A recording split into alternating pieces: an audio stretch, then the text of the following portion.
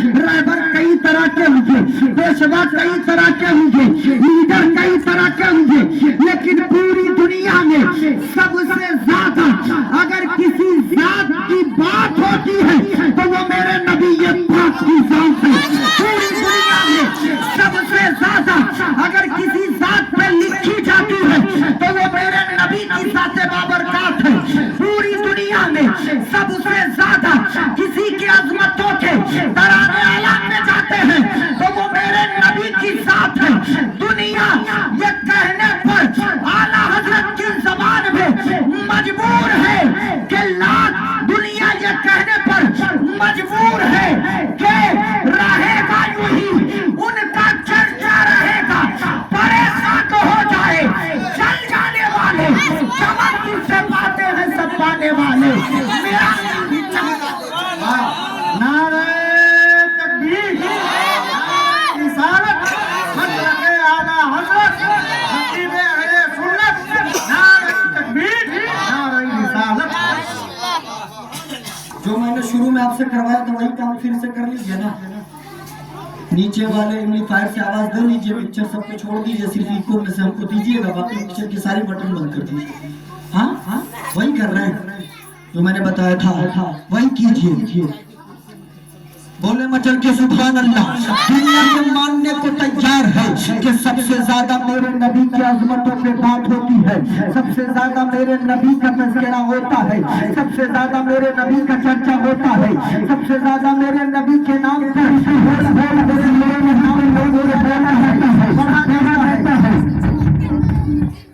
بھائی آپ خالی ایمپلیفائر بجائیے، چھوڑیے نا، مکسر نہیں چاہیے، خالی ایمپلیفائر بجائیے، نیچے سے لیجیے آواز تھوڑا سا بڑھائیے تو نیچے سے ایمپلیفائر سے۔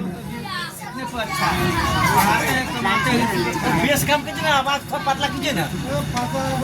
بولے سبحان اللہ۔ اصل میں یہ بھی ٹھیک ہے، ان کا مائک بھی ٹھیک ہے، آپ بھی ٹھیک ہے، میں بھی ٹھیک ہوں، سمسیا ایک جگہ ہے، میرے گلے سے ان کے مائک کی دوستی نہیں ہو پاتی، ایک ہی جگہ سمسیا ہے، دوسرا کچھ نہیں ہے۔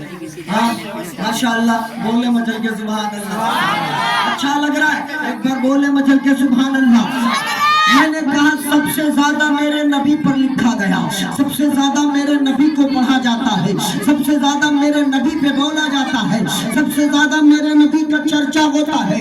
اب آپ کے کوئی کہہ دے مولانا ہم تو ایمان والے ہیں، ان کا کلمہ پڑھتے ہیں، قرآن پڑھتے ہیں، حدیث پڑھتے ہیں، درود پڑھتے ہیں، سلام پڑھتے ہیں، میلاد پڑھتے ہیں، فاتحہ پڑھتے ہیں، نیاز پڑھتے ہیں، تو اس لیے ہم ان کا چرچا کرتے ہیں۔ دنیا والے کیوں کر مانیں گے کہ تمہارے نبی کو سب سے زیادہ یاد کیا جاتا ہے؟ دنیا والے کیوں مانیں گے کہ تمہارے نبی کا سب سے زیادہ چرچا ہوتا ہے؟ تو آج اپنوں کی بات نہیں کر رہا، انگریزوں کا ایک بہت بڑا مصنف ہے، بہت بڑا مورخ ہے، جس کا نام ہے ڈاکٹر ایچ مائیکل ہارٹ، جس نے ایک کتاب لکھی دی 100 کے نام سے۔ اس نے دنیا کی 100 معتبر شخصیات کا انتخاب کیا اور اس کی مختصر سوانح حیات لکھی۔ اس نے اپنی فہرست میں نیلسن منڈیلا کو ڈالا، اس نے اپنی فہرست میں گاندھی جی کو ڈالا، اس نے اپنے 100 لوگوں کے لسٹ میں حضرت عیسیٰ علیہ السلام کو ڈالا، اس نے 100 لوگوں کے لسٹ میں حضرت عیسیٰ علیہ السلام کو ڈالا، اس نے 100 لوگوں کے لسٹ میں آئنسٹائن کو ڈالا، اس نے 100 لوگوں کے لسٹ میں البرٹ کو ڈالا، اس نے 100 لوگوں کے لسٹ میں دنیا کے بڑے بڑے سائنٹسٹوں کو، دنیا کے بڑے بڑے مورخوں کو، دنیا کے بڑے بڑے مصنفوں کو، دنیا کے بڑے بڑے قائدوں کو، دنیا کے بڑے بڑے رہبروں کو رکھا اور اس نے ایک جمع کر کے ایک کتاب لکھی، مختصر سوانح حیات لکھی، ترتیب بائی ترتیب لکھا، ایک فہرست بنائی، اور جب وہ فہرست بنایا تو فہرست میں 1 نمبر پر اس نے میرے نبی کا نام ڈالا۔ سبحان اللہ، 1 نمبر پر اس نے میرے نبی کا نام ڈالا۔ اور آپ کی جانکاری کے لیے بتا دوں کہ ڈاکٹر مائیکل ہارٹ کی اس کتاب میں، جس میں اس نے دنیا سے 100 معتبر شخصیات کا انتخاب کیا، اس میں اسلام سے صرف 1 نام نہیں بلکہ اسلام سے اس نے 3 نام لیے۔ سب سے پہلا نام میرے نبی کا لیا، اس کے بعد عدالت کے تاجدار عمر ابن خطاب کا نام لیا، اس کے بعد شجاعت کے علم بردار مولا علی کا نام لیا، 15واں نمبر عمر ابن خطاب کا، غالباً 21واں نمبر حضرت علی مرتضی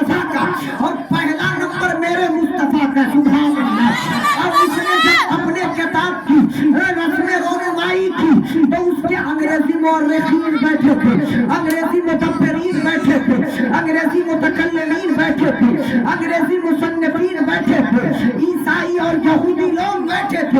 اس نے اپنی کتاب پیش کی دنیا کے دانشوروں کے سامنے کہ یہ میری کتاب ہے, میں نے پڑھا ہے, میں نے جو جانا ہے اپنے حساب سے ان 100 لوگوں کے بارے میں لکھا ہے کہ جس نے جس چھیتر میں کام کیا, جس نے ٹیکنالوجی کے چھیتر میں کام کیا, میں نے ان کو بھی اس میں رکھا.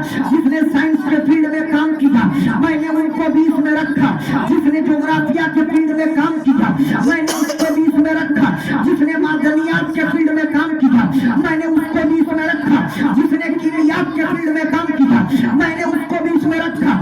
جس نے مذہبیات کے زمین پہ کام کیا, میں نے اس کو بھی اس میں رکھا. اور میں نے 100 لوگوں کی فہرست بنائی. دنیا والوں نے اس کی کتاب کو دیکھا اور دیکھ کر یہ کہنے لگے, او مائیکل ہارٹ, ہر کوئی اپنے آپ کو دیکھتا ہے, اپنے باپ کو دیکھتا ہے, اپنے خاندان کو دیکھتا ہے, اپنے رشتہ دار کو دیکھتا ہے, لیکن تو نے تو کمال کر دیا.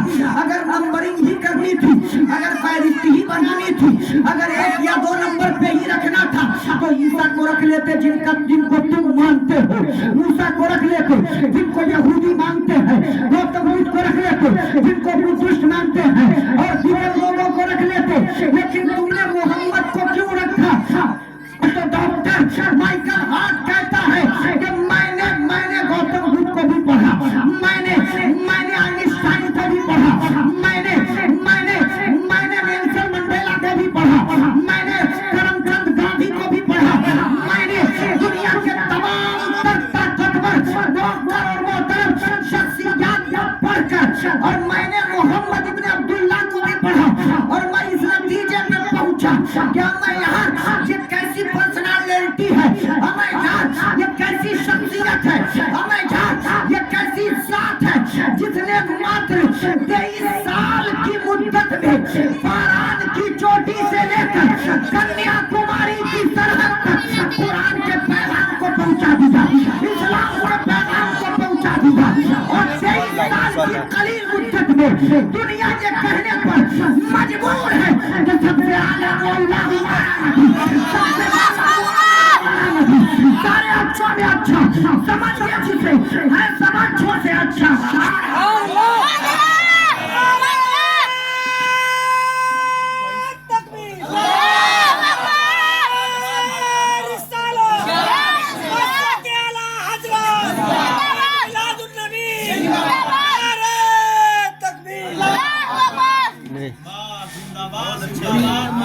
تیار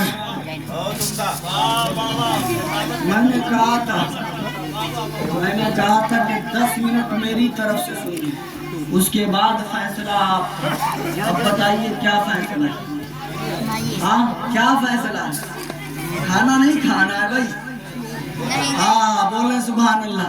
بھائی مسلمان 2 ہی چیز سے تو پریشان ہے, ایک کھانے سے, دوسرا کمانے سے. ہاں بھائی کماتے بھی ہیں, ایسا نہیں کہ نہیں کماتے بھی ہیں. اب کوئی کہہ دے حضرت ہم کماتے اسی لیے ہیں کہ کھائیں, تو کیوں نہ کھائیں. میں کہوں گا کھائیے لیکن کم کھائیے, وقت پہ کھائیے, اور کبھی کبھی کھانا کو قربان کر کے رسول پاک کا ذکر سن لیا کیجیے. سبحان اللہ. کیا ہو گیا آدھے گھنٹے لیٹ کھائیں گے تو آدھے گھنٹے لیٹ کھانے سے کوئی مر تھوڑی نہ جائیں گے. ارے ہم اس نبی کا ذکر نہ سنیں جو نبی ہمارے لیے 3 دن تک بھوکے رہتے تھے. اللہ اکبر. 3 دن تک فاقہ کشی اختیار کرتے میرے آقا, جبکہ وہ تو مالک کونین ہے. ان کے قدموں میں دنیا کی تمام دولتیں ہیں, ان کے قدموں میں دنیا کی تمام آسائش و آرام ہے. وہ محبوب رب العالمین ہے, وہ رحمت للعالمین ہے, وہ راحت العاشقین ہے, وہ مراد المشتاقین ہے, وہ شمس العارفین ہے, وہ سراج السالکین ہے. لیکن پھر بھی اس نبی کے جینے کا طریقہ یہی تھا کہ آقا خود غربت اختیار کیے تھے. آقا نے خود غریبی کو پسند فرمایا تھا اور خود اعلان کر کے کہا تھا الفقر کی غریب, کہ مجھے فقیری میں فخر ہے. سبحان اللہ. آج اگر ہم गरीब हैं तो हमें परेशान नहीं होना चाहिए कि मोहल्ला तो दूसरों के पास है, सोना तो दूसरों के पास है, चांदी तो दूसरों के पास है, जवाहरात तो दूसरों के पास है, दुनिया की तमाम तर आराम और आसाइश तो दूसरों के पास है। हम कलमा भी पढ़ते हैं, हम ईमान भी लाए हैं, हम कुरान भी पढ़ते हैं, हम नमाज भी पढ़ते हैं, हम रोजा भी रखते हैं, हम हज भी करते हैं, हम ज़कात भी देते हैं, हम खैरात भी करते हैं, हम नबी की बातों को मानते भी हैं, अल्लाह की बंदगी करते भी हैं, लेकिन फिर भी हम गरीब हैं जो नहीं करते। दौलत उनके पास है, आखिर हमारे पास दौलत क्यों नहीं? आज 90% मुसलमान यही सोच सोच कर परेशान है। ऐसे मुसलमानों को सज्जाद रज़वी कहना चाहता है, क्या हो गया तुम्हारे पास सोना नहीं है? क्या हो गया तुम्हारे पास चांदी नहीं है? क्या हो गया तुम्हारे पास हीरे नहीं है? क्या हो गया तुम्हारे पास जवाहरात नहीं है? क्या हो गया तुम्हारे पास माला दो माला तीन माला नहीं है? अरे हम तो इसी बात से खुश हैं कि या रसूल अल्लाह, लोगों के तो दुनिया में लाखों ही सहारे हैं, हमको यही काफी है, सरकार हमारे है। लोगों के तो दुनिया में लाखों ही सहारे हैं, हमको यही काफी है, सरकार हमारे है। रख लेना भरम मेरा मैशर में मेरे आका, कुछ भी हो मेरे आका, नौकर तो तुम्हारे है। अल्लाह ताला इस बच्चे को सलामत रखे। माशाअल्लाह ये बच्चा बार बार आ रहा है, पता नहीं बच्चा किनका है। अल्लाह बच्चे को सलामत रखे, वो तो मैं जानता ही।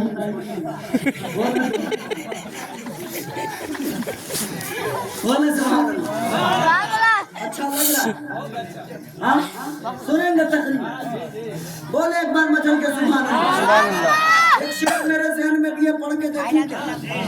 मैं देखना चाहता हूँ कि जिस माइक पे अच्छे अच्छे लोग थके उस पे मैं पढ़ पा रहा हूँ, पढ़ के दिखाऊं क्या? बोले सुभान अल्लाह। क्यों चांद में खोए हो, कोशिश कर रहा हूँ। मेरी आवाज तो इनके जैसे नहीं, इनकी जैसी नहीं है कि मैं बहुत जम के पढ़ दूं, भरदार जोरदार शानदार, लेकिन काम चलाने लायक मैं पढ़ देता हूँ, पढ़ूं। क्यों चांद में खोए हो, उलझे हो सितारों में, कि क्यों चांद में खोए हो, क्यों चांद में खोए हो, उलझे हो सितारों में। आका को मेरे ढूंढो कुरान के पास। सुभान अल्लाह। आका को मेरे ढूंढो कुरान के पारों में, क्यों चांद में कोए हो, उलझे हो सितारों में। और ये कितनी अच्छी ख्वाहिश है माशाअल्लाह साहब। एक शेर सुनिए, बहुत खूबसूरत शेर है कि काश कबूतर ही मैं बन के रहा हूँ, अरे काश कबूतर ही मैं बन के रहा होता, उस गुंबद खजरा के पुरनूर मीनार, उस गुंबद खजरा। अल्लाहु अकबर, या रसूलल्लाह, जिंदाबाद जिंदाबाद, अल्लाहु अकबर। मेरे ढूंढो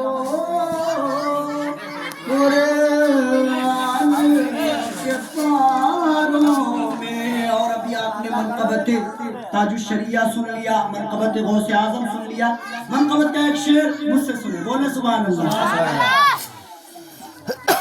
سرکار دو عالموں کی عظمت پہ جو مرتے، سرکار دو عالموں کی عظمت پہ جو مرتے ہیں، اللہ کے وہ بندے زندہ ہے مزہ، آقا کو میرے ڈھونڈو قرآن کے پاروں میں، پڑھ درود پاک اللہم صلی علی سیدنا شفیعنا نبینا مولانا محمد بارک وسلم، صلو علیہ الصلوۃ والسلام علیہ یا رسول اللہ صلی اللہ علیہ وسلم۔ تو آج کا یہ پروگرام عالی جناب اسرائیل صاحب نے اپنی دوستر نیک اختر کی شادی کے موقع پر انعقاد کیا اس پروگرام کا، جس میں ہم اور آپ شرکت کر رہے ہیں۔ الحمدللہ ان کی بیٹی کی شادی ہے، اور میں آپ کی جانکاری کے لیے بتا دوں کہ شادی میرے نبی کی سنت، اور بیٹی کی شادی کرنا بھی میرے نبی کی سنت، سبحان اللہ۔ آقا دو عالم صلی اللہ علیہ وسلم نے ایسا انتظام فرمایا، آقا نے ایسا طریقہ دیا، بلکہ سجاد رضوی ایک جملہ کہنا چاہتا ہے۔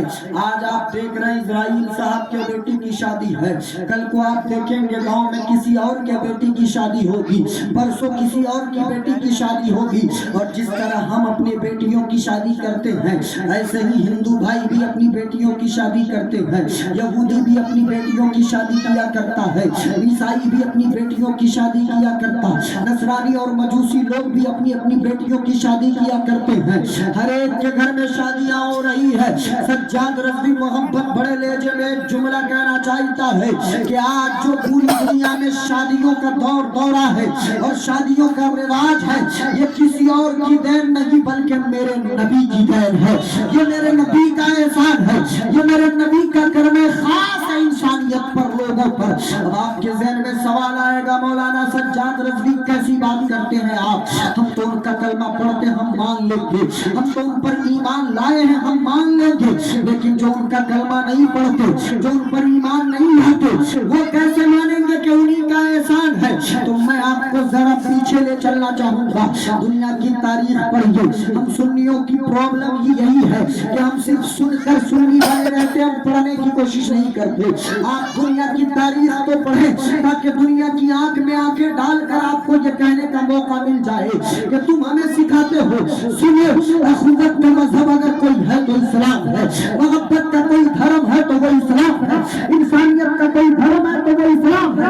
آؤ میں تمہیں پڑھ کے بتاتا ہوں، ہمارے نبی کی اعظم صلی اللہ علیہ وسلم کی تاریخ پڑھے۔ ہم نے جہاں تک کہ اسلام کی تاریخ پڑھی ہے، بانی اسلام کی تاریخ پڑھی ہے، ہم نے جہاں تک کہ قرآن کو سمجھا ہے، ہم نے جہاں تک کہ حدیث کو سمجھا ہے، اور ہم نے جہاں تک کہ اقوال اکابرین کو پڑھا ہے، اس میں یہ باتیں ہمیں ملی ہیں، اور ہم اس نتیجے پر پہنچے ہیں کہ آج اگر کسی کی بیٹی بیاہی جا رہی ہے، کسی کے بیٹے کو دلہن مل رہی ہے، کسی کے پوتے کی شادی ہو رہی ہے، تو وہ احسان میرے مصطفیٰ کا ہے، وہ احسان میرے نبی کا ہے، وہ صدقہ میرے نبی کا ہے۔ آپ کہو گے مولانا وہ کیسے؟ تو آئیے شادی کی ہسٹری پڑھتے ہیں، شادی کی تاریخ ڈھونڈتے ہیں، تو آپ کو نظر آئے گا انسانوں کے درمیان سب سے پہلے قائم ہونے والا رشتہ ہی میاں اور بیوی کا تھا، شادی کا تھا، اور سب سے پہلی شادی جنت میں حضرت آدم و حوا کے درمیان ہوتی ہے۔ اس کے بعد یہ سلسلہ قائم رہتا ہے ان کے درمیان، اس کے بعد یہ سلسلہ قائم رہتا ہے لوط کے ماننے والوں کے درمیان، اس کے بعد یہ سلسلہ قائم رہتا ہے لوط اور زکریا کے ماننے والوں کے درمیان، یحییٰ اور سلیمان کے ماننے والوں کے درمیان، شعیب و ہارون کے ماننے والوں کے दरमियान, मूसा और ईसा के मानने वालों के दरमियान। लेकिन अब तवज्जो से सुनिएगा, तख्ती दिल पे नोट कीजिएगा एक एक जुमले को। मैं जहाँ तक आपको पहुँचाना चाह रहा था पहुँचा चुका हूँ। अब गौर से एक एक जुमले तक महफूज करके ले जाइएगा। हजरत ईसा की इंतकाल, उनके विसाल के बाद और मुस्तफा की पैदाइश के पहले तक इस दरमियान में तकरीबन 571 साल का अरसा गुजरता है। 571 साल का जमाना गुजरता है। और इन 571 साल में आप दुनिया की हिस्ट्री पढ़े, अरब की हिस्ट्री पढ़े, चीन की हिस्ट्री पढ़े, मंगोलिया की हिस्ट्री पढ़े, यूरोप की हिस्ट्री पढ़े, एशिया की हिस्ट्री पढ़े, हिंदुस्तान की हिस्ट्री पढ़े, तो आप पूरी दुनिया की ज्योग्राफिया, पूरी दुनिया का ज्योग्राफियाई तौर पर मुशाहिदा करके इस नतीजे पर पहुंचेंगे कि दुनिया वालों में उस वक्त सबसे ज्यादा अगर किसी पर जुल्म हो रहा था तो हर खिस्से में औरतों पर हो रहा था, हर खिस्से में बेटियों पर हो रहा था। अरब की कुछ हिस्सों की हालत ऐसी थी कि लोगों ने शादी के रिवाज को खत्म कर दिया, निकाह के मामले को खत्म कर दिया, विदाई के मामले को खत्म कर दिया, और हालात इतने बुरे हो गए थे, समाज इस अंदाज में बदला था, सोसाइटी ऐसी बदली थी, कल्चर इस हिसाब से तब्दील हुआ था कि लोगों ने मंडियां लगानी शुरू कर दी थी। जैसे बाजार से दाल खरीद कर लाए, सब्जी खरीद कर लाए, आटा खरीद कर लाए, चावल खरीद कर लाए, वैसे ही इस जमाने में लोग औरतों को खरीद कर लाते थे, ब्याह करके नहीं, इज्जत से नहीं, बारात ले जाकर नहीं, बल्कि बाजार से खरीद कर लाते, जब तक दिल करता घर में रखते, जब जी भर जाता घर से बाहर निकाल के फेंक देते। दुनिया में सबसे ज्यादा बद से बदतर हालत अगर किसी की थी तो वो औरतों की थी, वो बेटियों की थी, वो बहनों को थी। वो तो बानिया इस्लाम का एहसान है, वो तो मजहब इस्लाम का एहसान है कि मेरे नबी ने देखा कि कुछ लोग तो ऐसे हैं जो शादी नहीं करते, वो तो खरीदते हैं, सौदा करते हैं, सौदा। तो बानिया इस्लाम ने फरआन की चोटी से, मक्का की वादी से ऐलान करके दुनिया वालों को बताया था, ऐ दुनिया वालों, ये बेचने की चीज नहीं है, ये खरीदने की चीज नहीं है, ये भगाने की चीज नहीं है, ये रोकने की चीज नहीं है, बल्कि इस्लाम इनको 4 मरातब अता करता है। और इस्लाम कहता है कि ये औरतें अगर तुम्हारे घर में बेटी की शक्ल में है तो समझो ये तुम्हारे लिए रहमत है, अगर तुम्हारे घर में बहन की सूरत में है तो ये घर वालों के लिए बरकत है, अगर तुम्हारे घर में बीवी की सूरत में है तो शौहर के लिए राहत है, और अगर तुम्हारे घर में माँ की सूरत में है तो इसके कदमों के नीचे तुम्हारी जन्नत। ये 4 मरातिब और 4 मकाम मेरे नबी ने अता किए। हम नहीं कहते, खुद उम्मुल मोमिनीन हजरत आयशा सिद्दीक़ा कहती हैं कि यूं तो मेरे नबी के पैदाइश का सदका हर एक को मिला, लेकिन सबसे ज्यादा हम औरतों को मिला। सुभान अल्लाह, सबसे ज्यादा औरतों को मिला, बेटियों को मिला। इस अंदाज में मिला कि अल्लाह के नबी की कई रिवायतें बेटियों की फजीलत पर है। अल्लाह के नबी ने वो रिवायत आपने बहुत दफा सुनी होगी, आज फिर सुना देता हूँ ईमान की ताज़गी के लिए। अल्लाह के नबी ने कहा था जिसके पास 3 बेटियां हो वो उनकी परवरिश करे, नेक रिश्ते देकर शादी कर दे, वो जन्नत में जाएगा। जिसके पास 2 बेटियां हो वो उनकी परवरिश करे, नेक रिश्ता देकर शादी कर दे। छोड़ दीजिए ना भाई, ऐसे ही काम चला रहा हूँ, वैसे भी अब आखिरी वक्त है। जिसके पास 2 बेटियां हो वो भी जन्नत में जाएगा, जिसके पास 1 बेटी हो वो भी जन्नत में जाएगा।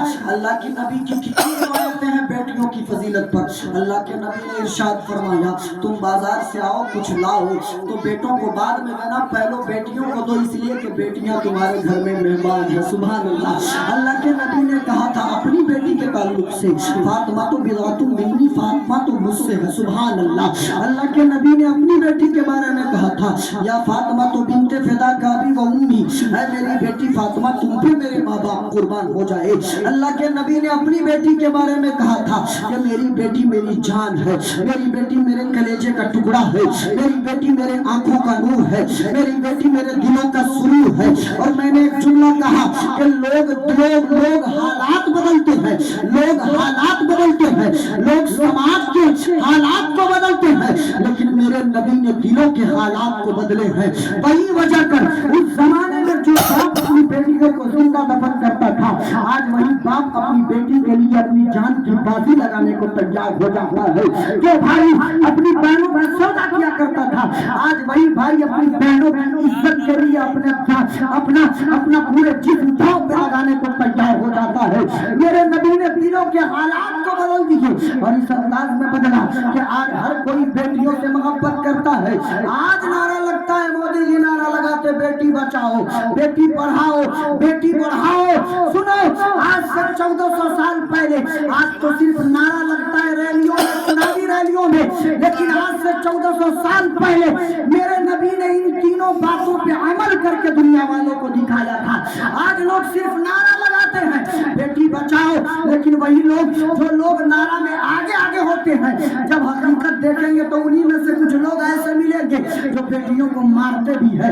आज जो लोग कहते हैं बेटी पढ़ाओ, उन्हीं की बेटियां अक्सर आपको जाहिल मिलेंगी। आज जो लोग कहते हैं बेटी पढ़ाओ, वो अपनी बेटी को आगे नहीं आने देते। लेकिन आओ मैं दुनिया को बताता हूँ, मेरे मुस्तफा ने बेटी बचाया भी है, मेरे मुस्तफा ने बेटी पढ़ाया भी है, मेरे मुस्तफा ने बेटी को बढ़ाया भी है। कोई कहेगा कैसे? तो सुनो, जिस जमाने में लोग अपनी बेटियों को जिंदा दफन करते थे, उस जमाने में नबी ने बेटी को रहमत का दर्जा देकर और अपनी बेटी को सीने से लगाकर दुनिया के सामने बेटी बचाया है, दुनिया के सामने बेटी बचाया है।